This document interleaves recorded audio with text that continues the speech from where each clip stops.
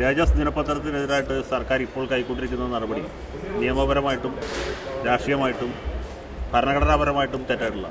കാരണം ഒരു പത്രം തെറ്റായ വാർത്തകൾ പ്രചരിപ്പിക്കുന്നുണ്ടെങ്കിൽ അതിനെതിരെ നിയമ നടപടി എടുക്കാനായിട്ട് പൗരന്മാർക്കും സ്റ്റേറ്റിനും അധികാരമുണ്ട്. രാജ്യത്തിൻ്റെ അഖണ്ഡതയ്ക്കും ഐക്യത്തിനും എതിരായിട്ടുള്ള പ്രവർത്തനങ്ങൾ നടത്തുകയാണെങ്കിൽ അതിനെ പ്രോസിക്യൂട്ട് ചെയ്യാനുള്ള വ്യവസ്ഥയുണ്ട്.